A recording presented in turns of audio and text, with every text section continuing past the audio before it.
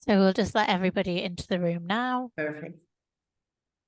So we have a lot of people joining us from all over today. We have 31, 32 so far, so lots of people joining. And I'll let everybody get in the room and get settled in. Hi, everybody. Thank you for joining us today. If you could just make sure you're muted for the moment until we ask you to unmute. And if you could make sure that your name appears as your actual name and not anything else, which mine usually comes up as just Open Academy, which isn't always the best, as people don't know what that is. So it looks like everybody has their name. Everybody's connecting. Perfect. In that case, I think we can get started and I'll just let people in as and when. Thank you for joining us today. My name's Rachel Butcher. You'll have received emails from me with regards to the EJPRD leadership training. We're joined today by Concha Mayo, who's one of our colleagues here at Eurordis, Rare Diseases Europe. Concha is a coach who's done lots of leadership training for us before and on her own as part of her own organization, which is Coaching Narrativo. So I will hand over to Concha to get us started in this training on self-awareness. Thank you very much, Rachel. And thank you, everybody, for joining us today. As Rachel said, I have my little brand, Coaching Narrativo, and I'm also working at Mental Wellbeing Engagement Manager at Eurordis. And I hope we will have fun today and also learn a bit more about ourselves. So let me start with a brief introduction of what's the plan for today. We will see what awareness is, its benefits, how we can increase our self-awareness. We will do a little activity, and then we will move into another, the Myers-Briggs Type Indicator, which is a tool to increase our self-awareness. And as well, we will see how the method works, how the tool is created, and we will do an activity to get familiar with it. So let's start with an icebreaker. And I would like you to write down in the chat your favorite animal. So what's the animal you admire the most or you like the most? So I would like to hear what little animals do we have here today? Dog, cat. I'm a fan of cats as well. I have one myself. We have horses, elephants, dogs, more cats, tiger. Wow, a panda. Birds, dolphin, tigers. Wow, penguin. Beautiful. Mouse, elephant. I love it. A badger. I don't know what a badger is. What is a badger? What kind of animal is a badger? Oh, well, never mind. Now, all these animals you have written, they must have one or two characteristics of their personality or their well-being that you admire. Please write down what's this characteristic that you admire from your animals. Loyalty, family type, wise, unconditional love, calm, friendly, trust, freedom, friendly. That's beautiful. Friendly, elegance, playful. Thank you so much for sharing this.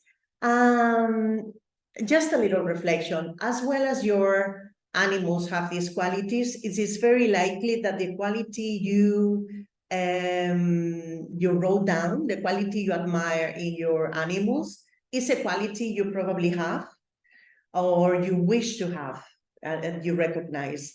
And this is what it's all going to be about. So I hope we will gain more insights about what are the qualities you have and the qualities you would like to develop. So let's move on. I would like to compare somehow self-awareness with the diamond. We are all diamonds, but we have different shapes. So anything that you recognize in yourself, it's normally outside as well, and the opposite. So it's good to be self-aware because it allowed us to appreciate also qualities in the people that is around us. So remember that we have many facets. We might be aware of some, but not of some others. But with self-awareness, practicing self-awareness, we will be able to recognize more facets of our diamonds. Okay, self-awareness, what is it? It is a vital skill that makes us powerful. It gave us some superpowers, and it's made of multiple layers. But above everything, self-awareness is the foundation of personal development. If we are not aware of who we are, what are our strengths, weaknesses, what are our drives, what motivates us, it's difficult to, it becomes more difficult to have relationships with other people or to plan goals that are aligned with our values. So the more we practice self-awareness, the better our life will be. And as I have just mentioned, self-awareness is, it has multiple layers.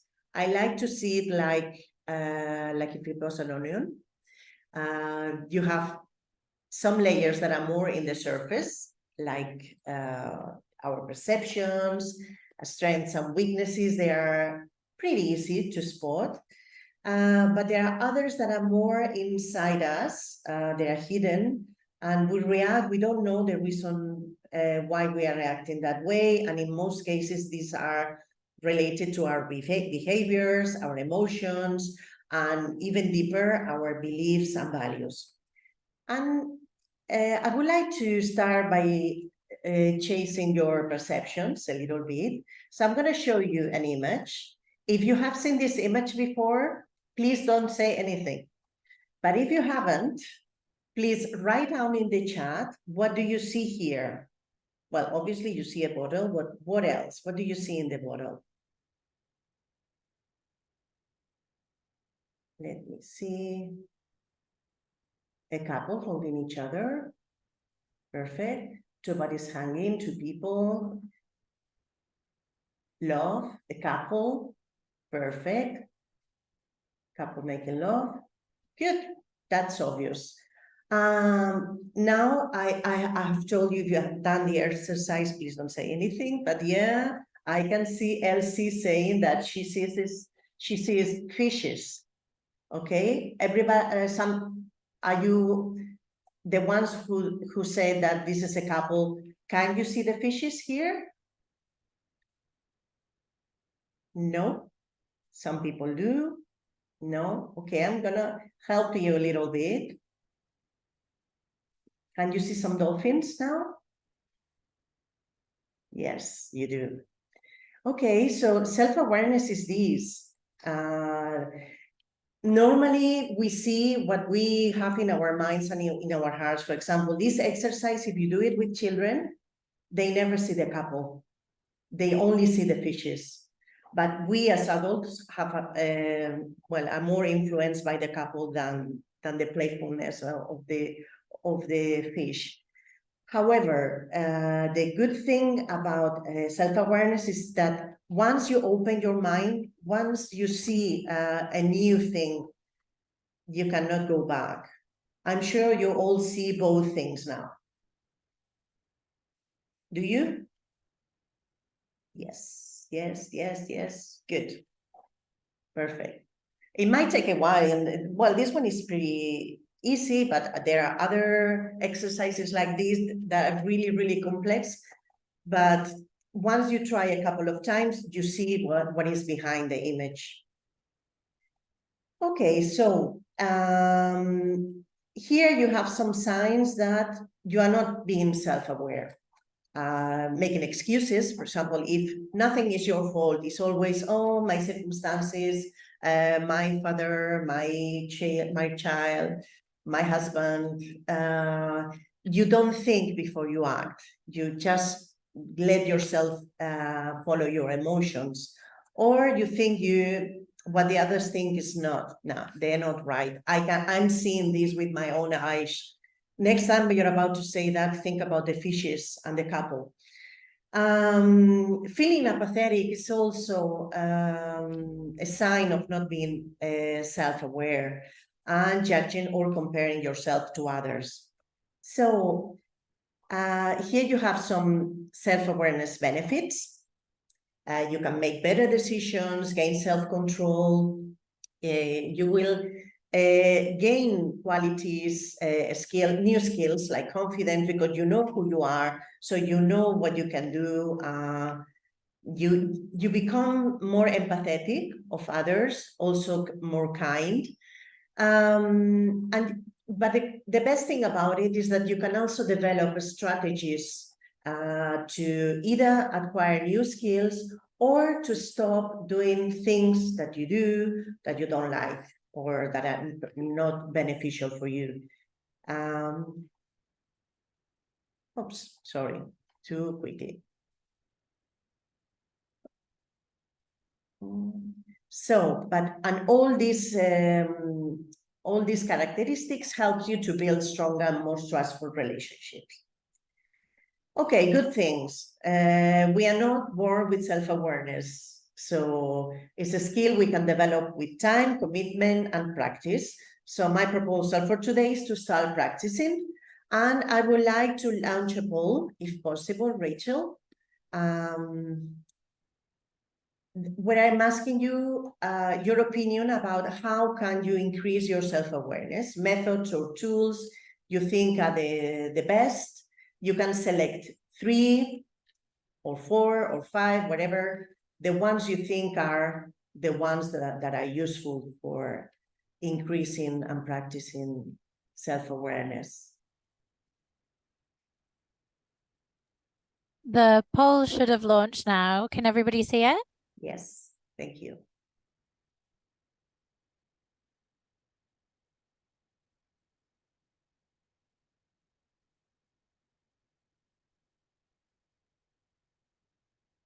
Okay, we have a clear winner so far. Reflecting on your strengths and weaknesses seems to be taking the lead. Also, thinking before acting, asking for honest feedback. Good. I think you can finish now, Rachel. Thank you. Okay, so yes, we have 3 winners here. The good news is that you can use them all. Use the one it resonates more with you or with the type of things you want to know about yourself. For example, meditate or practice mindfulness is a good exercise, but you might not be in tune with that. So don't force yourself. Jump into another one. Some people like to keep journals and analyze in the journal. For example, I had an argument today. Why? What was behind this? How was I feeling before? Sometimes we project things that are already inside us and somebody else takes the pain of it. Asking for honest feedback is a very good one because even if you reflect a lot, you will never see parts of yourselves that are behind you.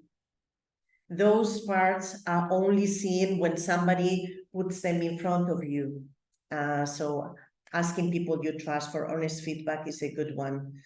And what do you do with feedback? We will see that on our next session about 360. But you thank the person, you don't need to take it. What the other person says might be true, might be not, might be just an opinion, but you can thank the person for giving you this insight and move. So And there are two here at the bottom, practice cognitive. Oh, I'm so happy that these last two ones are not the winners, because these are the two things we are going to practice today. So that's good. Thank you, Rachel. We can move on.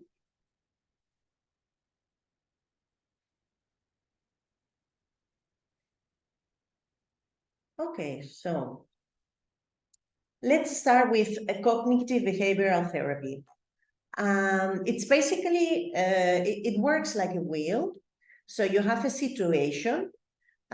This situation leads you to think or to perceive something that you know is true, because as we saw with the dolphins, we always see reality as it is. I'm just being ironic. And this thought drives you into having an emotion. And from that emotion, you have a behavior. Let's see an example here. Imagine a situation in which you are driving and somebody cuts you off in traffic. A very common reaction or a thought would be, what an idiot. I hate it when people do that. Immediately, when you think this person is an idiot and wanted to harm you or dismiss you, then you feel anger, you feel resentment, or other things you might feel. We are not all the same, but this is a very likely situation. And then once you feel anger, resentment, you keep on driving, but with this emotion inside you, it grows, it grows. So when you get back, when you get to work or to the place where you are, it is very likely that you will have an argument. And if you're driving back home, you might even have an argument with your family, because you are upset of what had happened. So the trick here is to recognize that, okay, something happened, I'm upset. It is okay to be upset, but let's reformulate the situation. Instead of thinking, what an idiot, what other new thought can I have? If I change the thought, I will have a different emotion and I will have also a different behavior. So as an example, my thought can be, oh, poor person didn't see me. This is why it cut me off. I feel proud that I reacted quickly, avoiding the accident. Does it sound plausible as a new line of thought? Then what are the emotions you will possibly have having these thoughts? Well, it is very possible that you feel relief. Oh, okay, I'm well. Nothing serious happened. You could also feel empathy for the other person. It's like, poor guy. Oh my God, he must be really upset for what he did. And you could also improve your self-confidence. Why? Because you reacted quickly. You avoided an accident, so you can be happy about yourself. And with these three new emotions, when you get home or you get to work, you probably don't even remember what had happened, and you happily greet others and have a wonderful day or night. Okay, so I'm going to propose you to do this exercise together with a new situation, and that is you go into a room and everybody goes in silence when you do so.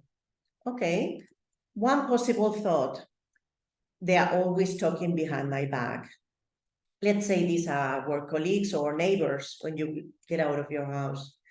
Then it is very likely that after this thought, you will have an emotion of anger, resentment, and will be defensive, will react defensive towards these people.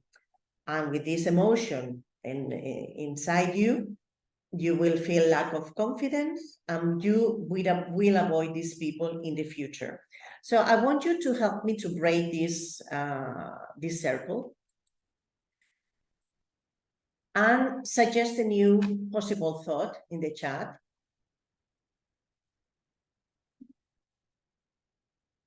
Okay, because they respect my presence. Beautiful, yeah. They were surprised, didn't expect me. They wait for me to speak. Yeah, perfect.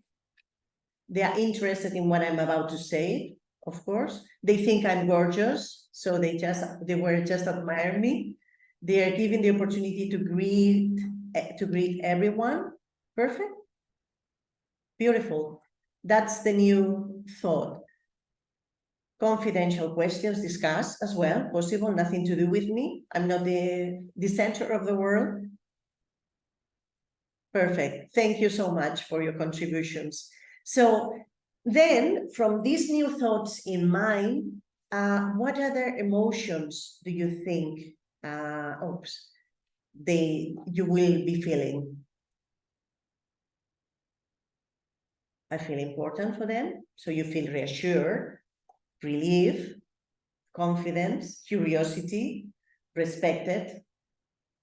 Perfect. I feel included, respected.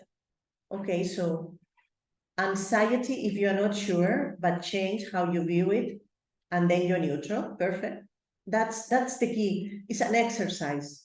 And the more you practice it, the more you will get there. So your new behavior, it would probably be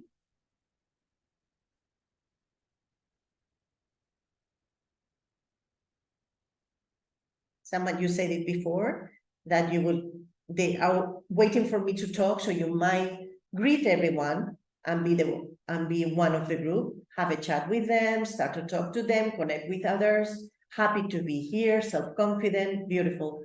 Thank you so much. Happy to contribute, be part of the group.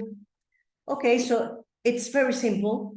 I will, you know how it works. So I would recommend you to follow this exercise every time you have something that upsets you. Somebody didn't return your call. Oh, is ignoring me. No, not necessarily. Let's play and create a new flow of thought, emotion, and behavior. Okay, so you have this to practice on your own when the webinar finish. Let's do a little recap here. So we have self-awareness, that is a process of personal growth that it can develop over time with exercises like this one.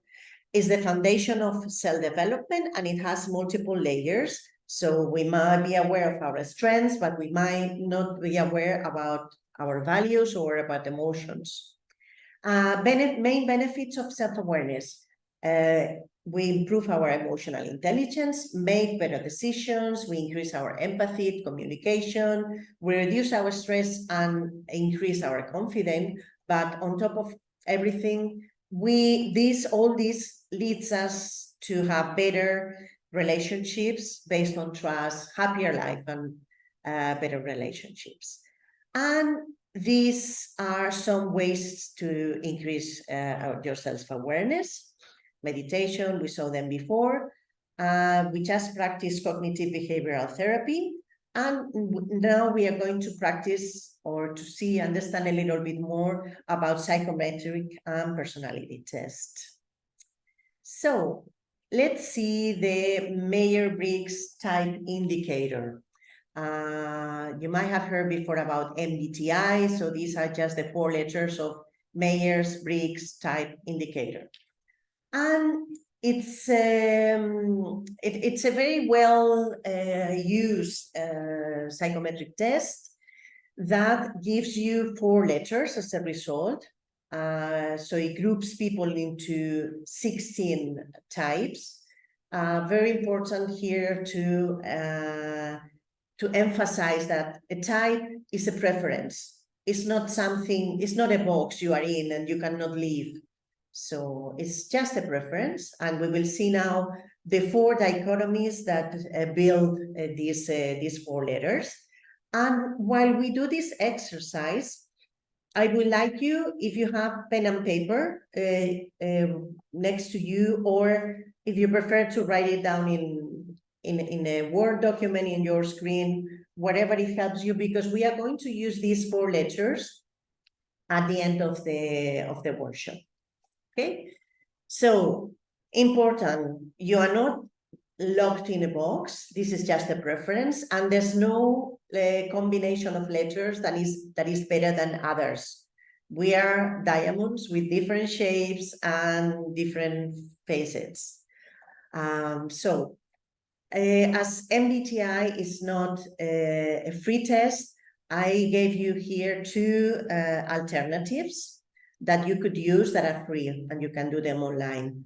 And they work with the same base, sorry, with the same process of these 4 letters. So let's go into the dimensions. The first dimension we have will give us the letters A for extraversion, or I for introversion. This is how we recharge our energy, right? Then there is a second dimension. That is how we process information. And this one will give us the second letter, that it would be either an S or an N for intuitive.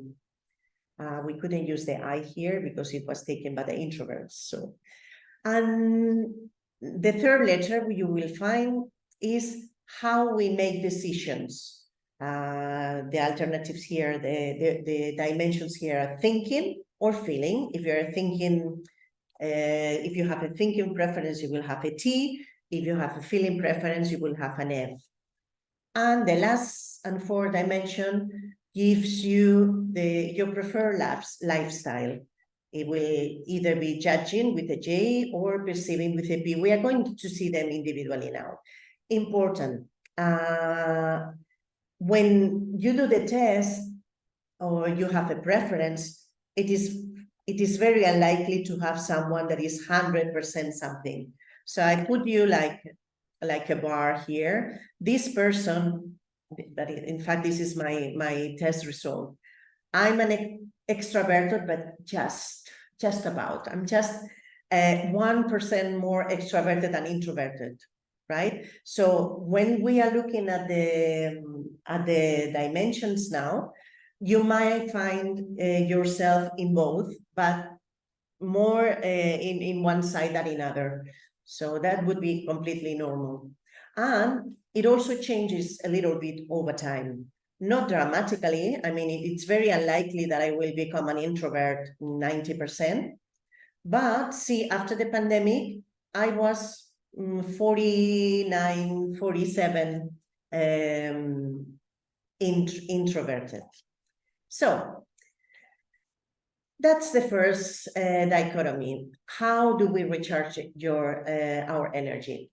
Extroverted people is energized by being with others. So if they need to rest, they probably think about partying or going for dinner with many people, the more the better. While introverted people are more, they are recharged when they do a bit more quiet activities, even solo activities like reading a book, which is here the case. And here are some of the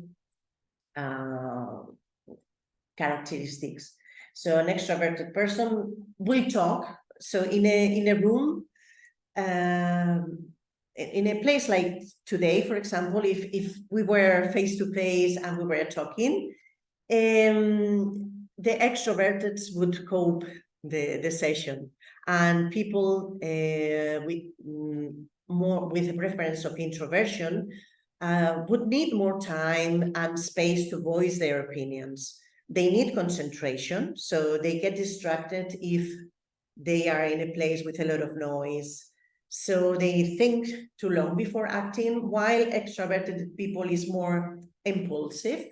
They love interactions, they take the initiative, while introverted people work better with ideas, one-to-one conversations, they are great listeners. So I give you a minute to think, what's the letter that resonates more with you? The E for extraversion or the I for introversion?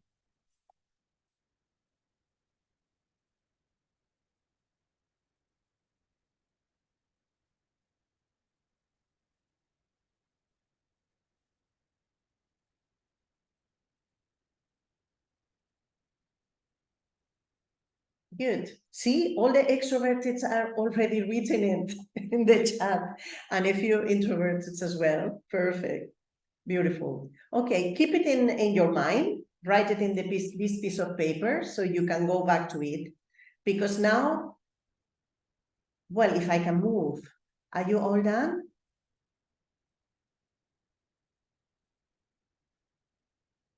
If you are in doubt, just choose one, because you will be able to do this exercise after the workshop.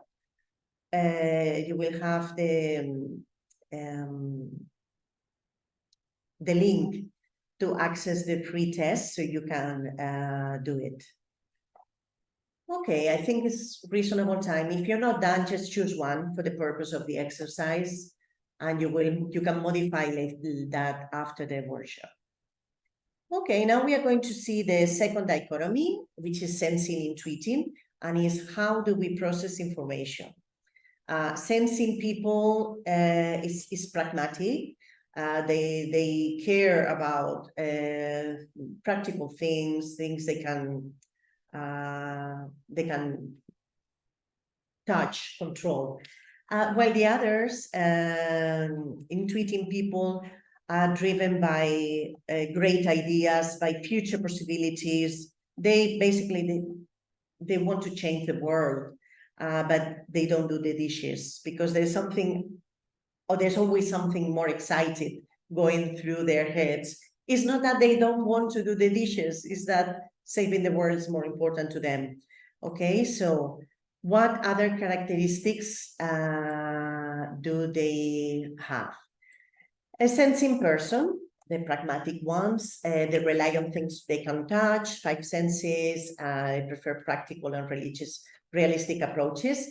So they like routine and details. They use five senses to experience the world. They prefer to use the skills they already learned. So they always go to work using the same route, while probably somebody that is intuiting, they will discover new alternatives. And they rely on the sixth sense rather than looking at the fifth.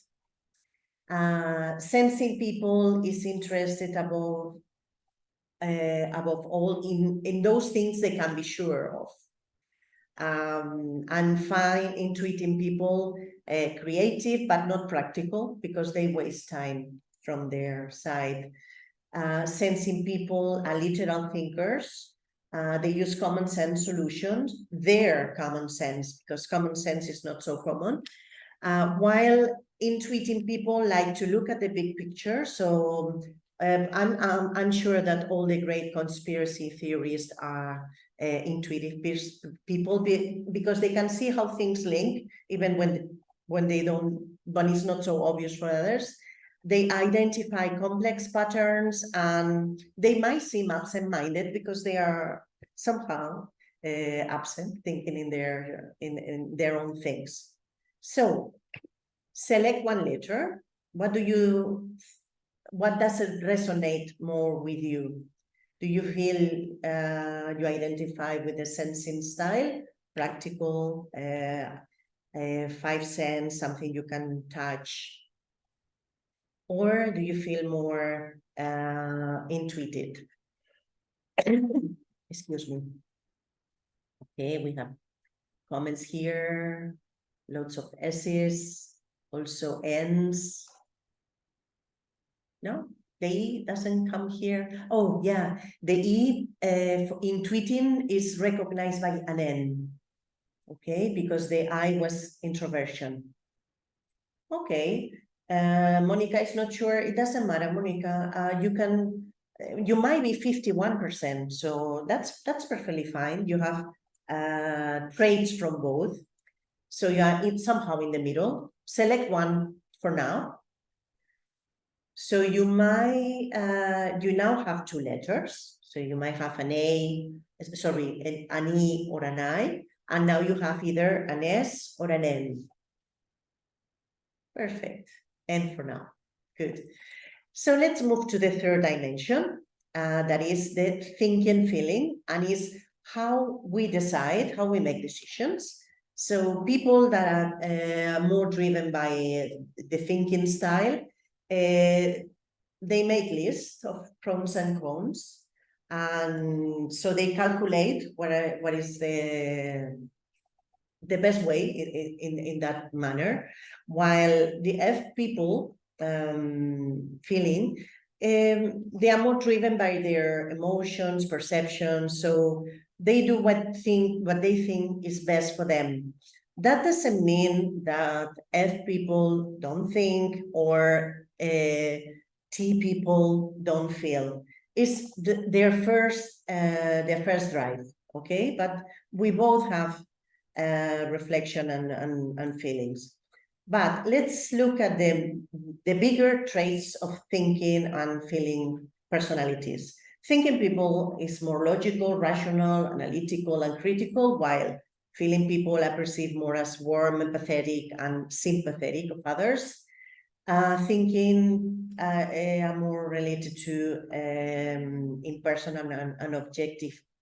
They are perceived as impersonal because they analyze too much. So somebody that is feeling think, oh no, they make lists and they decide not based on what I need.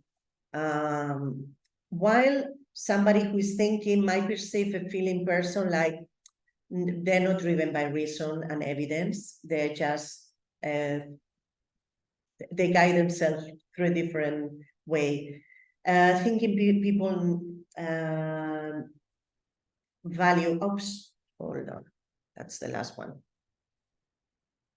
They value interpersonal, they can deal with interpersonal disharmony, it's okay. I mean, I think this, but if you don't agree, it doesn't matter, that's not an issue. While for feeling people, this could be more of an issue. So they're a bit more demanding emotionally. They are perceived sometimes as inconsistent, not rational. Okay, you can make your choice. We have a lot of people writing. Thank you so much. T's, F's. It seems pretty balanced. Okay, maybe a predominance of T's, but still a lot of F's. Thank you so much. So now you have 3 letters. Don't forget to write it down next to the other 2 you have. And let's move to the last dimension. That's your lifestyle. And the alternatives are judging and perceiving. Judging has nothing to do with being judgmental, okay? Judging people like to do lists and to plan, and they stick to the plan. So they know exactly what are they going to do minute by minute. While people that are more on the perceiving side, they go with the flow. They don't like plans, and if they do plans, they probably change their mind halfway. But they go to this, I mean, they have a goal as well, although for a judging person, they don't see the plan anywhere. I think Rachel has a struggle with me a bit here because I'm a high P. And I don't think I have reassured her until the last minute that I was here, I was ready. Okay. But it's important. Concha, don't worry. You're by no means the worst person. But I know I do that. I try not to. But I like, see, for example, somebody who is judging, they will plan every second of the way, and they might finish early, and then they go and have fun. If I have a deadline, I work until the last minute, even if it's changing a comma. I like to do that. Well, we are different. We are all diamonds, but with different shapes. So let's see about what judging people do. They are organized, tidy, punctual. Perceiving people are more spontaneous, flexible, curious. Judging people are very self-disciplined, while perceiving, they postpone decisions because prefer to see what happens on the way. They adapt to the world, don't try to control it, while judging people they want to control every single aspect, and they sometimes struggle with that. And they have trouble changing plans. They are prone to jump to conclusions. So if they see a couple, there's no room for dolphins. Don't say that. While perceiving people is like, yeah, can we not see a tiger too? And they will try to see a tiger in the bottle. Anyway, so you might be having an idea. Yeah, somebody is ambivalent. No problem at all. Adela, you will just need to select one letter for the purpose of the exercise. Let me see how many do we have. We have a lot of P's here. Wonderful. So I would tell you, go with the J's so we can compensate a little bit. Okay, so now we have the 4 letters.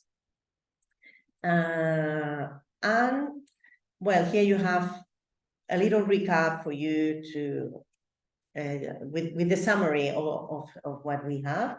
The first dichotomy is to recharge energy. Second one is to process information. The thinking and feeling is how we make decisions, and the judging perceiving is the lifestyle. Okay, understanding this will help you to improve your communication, apart from understanding about who you are and how you can compensate the things you naturally do that others don't do. So in this activity, I'm going to divide you in 4 groups. So if you have been following the exercise, you have these 4 letters, and I want you to look at the last 4, the last 2 only. In my case would be FP, although I'm not going to join the groups. But if you are an FP in your 4 letters, you will have to go to group 1. Don't go there yet. Don't go there. Let me finish the instructions and then we'll do the exercise. So if you have as the last 2 letters FP, you will have to move to group 1.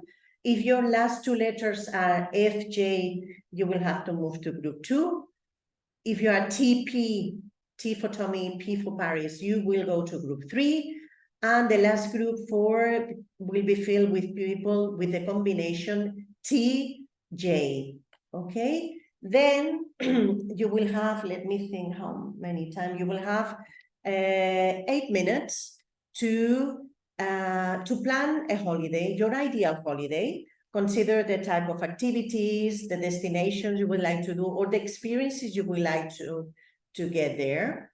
I will ask you to select one person there that can summarize later to the rest in the big room what your group proposed for the holiday plan. And I think that's it. You will get like 60 minutes warning before the group is closed, and then we will all meet here. Do you have any questions before we move? No questions? If there's one, no, perfect. Okay, great. So if you move the cursor, you will see the bar, and on the right, there are 3 dots. There is breakout rooms. Can you see it? If you move your mouse at the bottom of your screen, you will find like the Zoom bar with the chat and with everything. So on the right-hand side, there are 3 dots. And then when you click on there, there is like a little menu. And breakout room, this is one of them. I can't find it. Okay, if you cannot find it, type in the chat your letters and we will assign you. Thank you. You're welcome.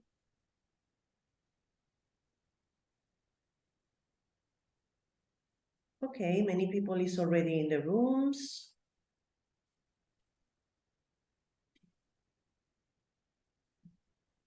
Rachel, would you be able to move Merete into the TJ group, which Thank is you. the 4? Yeah, just did Thank it. you. Thank you. Okay, so see you on the other side.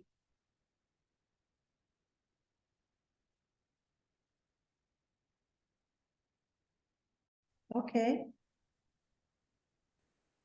Okay, let me wait for a second because, oh no, yeah, everybody is back. So I hope you had fun, at least thinking about holidays. Now I would like to have the spokespersons of each group. We will start with group one, would be the first one. So who was the spokesperson for group one? If he or she would like to open the mic and let us know how is this wonderful holiday you have planned, because I have some predictions. Hi, yeah, this is Janet. Well, Hi, Janet. Thank you. people were throwing in constrictions before we'd even decided destination. So I decided that this is going to be a luxury holiday, no budget, no constraints. And we decided on the Seychelles. It was going to be a dream holiday, luxury service villa. We're going to have cooks, we're going to have butlers, all activities included. And I think if people start with constraints, then you're limiting your horizon.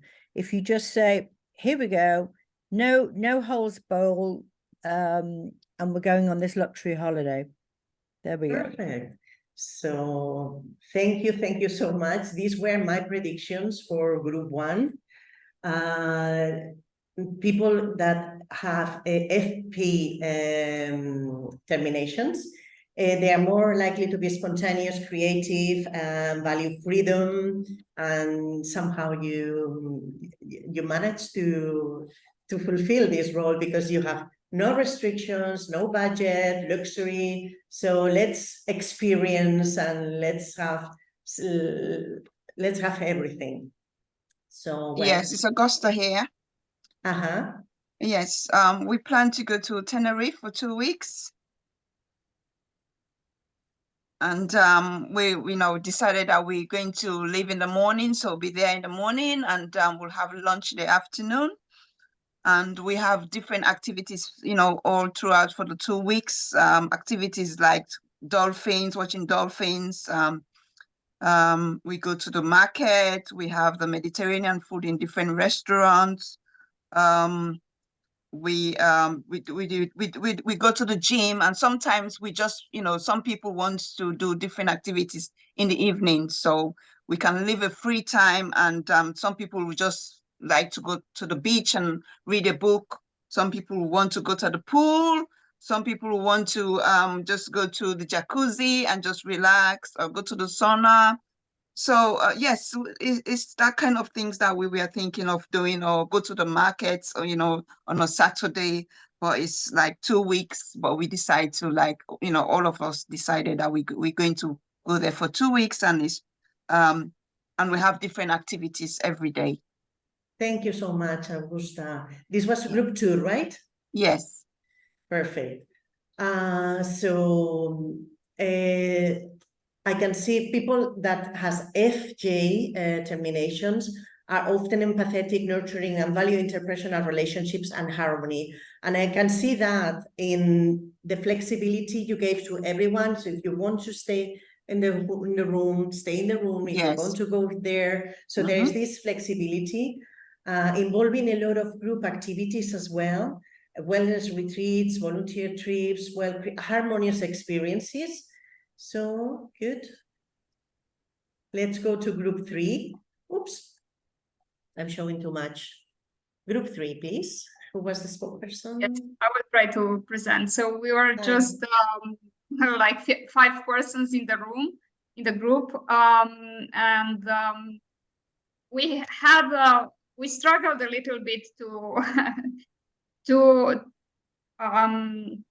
understand if we understood correctly the task, but basically we decided that we would like to plan a holiday in dance, just maybe before Christmas, starting with 15th to 17th of December, to visit the Christmas market there. Interesting. Yeah. Okay. We didn't manage to speak too much about it, unfortunately. So mostly. Okay, no problem. let me see my predictions. So thinking and perceiving people normally tend to be analytical, logical, and value problem solving and innovation. Maybe this is why you didn't finish or you were not concrete, because you were still thinking and analyzing pros and cons of doing one thing or another. So yeah, well, educational tours could be, and virtual travel. So educational tour in this case, a Christmas market, why not? It's cultural. And detailed plans, but you didn't have time for a detailed plan, so no concrete plan. Good, thank you so much, Arabella. And let's go to the fourth group. Okay, I'll be the speaker. So it seemed really easy, although there were quite a lot of people in the group. It seemed really easy because everybody agreed with each other somehow. So we knew that we are tired and we need a tropical island, and it didn't really matter which one. But what was important was that the flight should be direct, so should be quick and easy for us to get there. The holiday should last for at least 2 weeks. There were options like for 1 week or 3 weeks, so we then took an average of 2 weeks. And as for the activities, we divided each other into 3 different groups. So the first group would be with sports activity, like walking on the beach, diving, windsurfing, and stuff like that. The second group would lie on the beach, sipping drinks, probably. And the last group would rent a car and visit the island, so sightsee, basically. And then as for integration, there was dinner that we could have either together, but it's not obligatory, so there is flexibility, so we can spend it together, or if somebody doesn't want it, they can stay in the room and just go to individual dinners. I think that's basically it. Yeah. Perfect. Thank you. That was a really detailed explanation. So this TJ group is typically organized, goal-oriented, even thinking about a direct flight at this point. Well, no other group has mentioned. Well-organized, strategically planned, so within a detailed schedule, even subgroups, so specific. Well, I think more or less my predictions were not so bad. Thank you so much for sharing your thoughts and your experience. I think I hope this exercise was like a task. No, sorry, I'm mixing words and languages. Like a teaser for you to want to go deeper in learning more about personality test.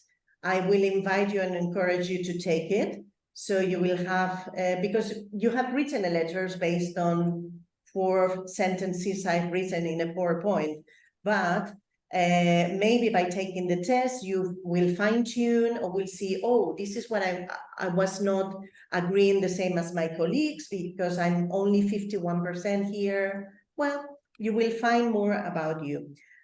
And I would like to give you some takeaway messages before we go. So self-awareness is crucial for personal and professional growth. It leads to better self-management, and the better you manage yourself, the better you will be able to manage other people and your circumstances. And self-awareness therefore promotes empathy and better relationships. And I will encourage to utilize tools regularly, not necessarily to take an MBTI test every month, but maybe you can alternate by keeping a journal or reflecting on your skills or using a DAFO, well, any other tools. So before we close completely, just let me remind you that we are all diamonds. And I would like to close the session going back to the icebreaker we did with the animals in the chat, and give you a little reflection of why cats and dogs fight with each other always. When a dog has this posture, it means that he's playful. He wants to, he's ready to jump and run and play. Not the same for the cat. If you see a cat like that, you better run and go away from it. When a dog is moving his tail, he's very excited. He's so happy. When a cat does so, you better don't close to it because he's upset and he might be able to attack. And on the contrary, when a cat has his tail really straight, means, hey, let's be friends. I'm ready to make new friends. But for a dog, it means the opposite. He just saw a prey or something that looks like a prey and is ready to run towards it. So the message here is like, next time you have an argument with someone or you're not understanding someone else, maybe you are talking to a dog and you're a cat. So that's it. Thank you very much for your attention, and we'll see you soon in the next webinar. Thank you very much, Concha. Thank you for joining, guys. The next one's in 2 weeks, and we hope everybody can join. I'll send the recording and the slides for you tomorrow. And yeah, please take the test, which is in the link on the slides. Thanks, guys. Thank you. Bye-bye. Bye-bye. Thank you. you. Bye. Bye-bye. Thank you. Bye to Thank everyone. you. Bye-bye. Bye-bye. Bye-bye.